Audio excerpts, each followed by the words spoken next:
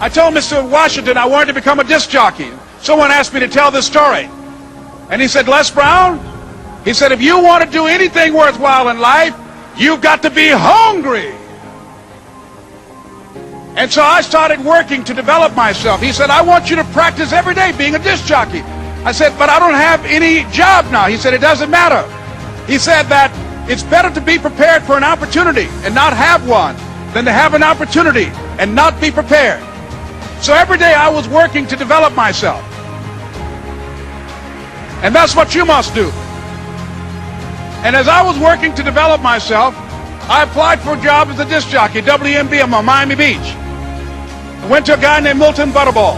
I said, how you doing, Mr. Butterball? I'd like to get a job as a disc jockey. He looked at me, he said, do you have any broadcast background? I said, no, sir, I don't. Do you have any journalism background? I said, no, sir, I don't. He said, we don't have any jobs available. I said, yes, sir. I went back to Mr. Washington and I told him. He said, don't take it personally. He said, most people are so negative, they will have to say no 7 times before they say yes. He said, go back again. So I went back again. I said, how you doing, Mr. Butterball? My name is Les Brown. He said, I know what your name is. What do you want?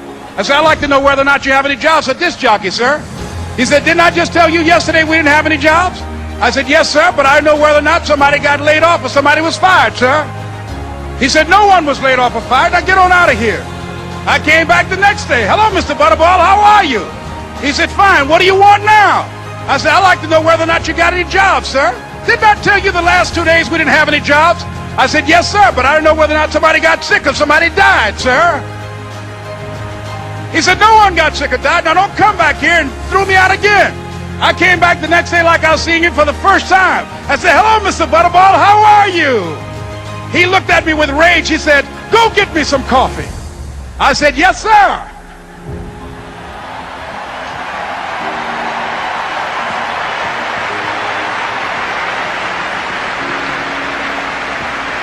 And I went to get him some coffee. After a while, I would get their lunch and dinner, and I would go in the control rooms and take the disc jockeys their food, and I would not leave until they would ask me to leave. Then they started trusting me to pick up entertainers that came to town. Entertainers like the Four Tops and the Temptations and Donna Ross and the Supremes. I would drive them all over Miami Beach in the disc jockeys' big long Cadillacs. I didn't have any driver's license, but I was driving like I had some.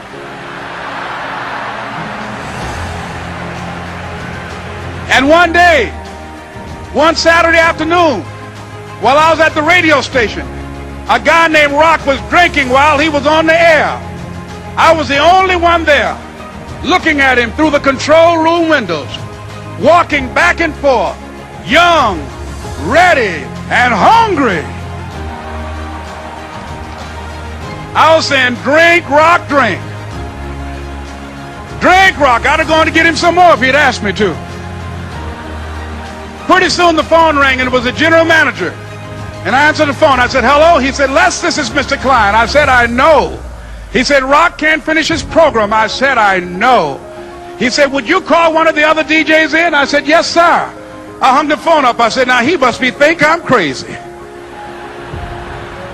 I called my mom and my girlfriend, Cassandra. I said, y'all turn up the radio and come out on the front porch. I'm about to come on the air.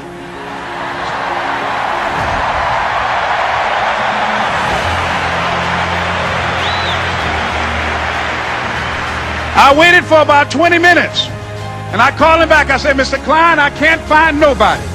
He said, young boy, do you know how to work the controls? I said, yes, sir. He said, go in there and don't say nothing here. I said, yes, sir. I couldn't wait to get behind those controls. I put on an old Stevie Wonder record called Fingertips. I sat down behind that turntable. I said, look out, this is me, LB Triple P. Les Brown, your platinum playing papa. There were none before me and there will be none after me. Therefore, that makes me the one and only. Young and single and love to mingle, certified, bona fide, indubitably qualified to bring you satisfaction, a whole lot of action. Look out, baby, I'm your love man. I was hungry. I was hungry. You gotta be hungry.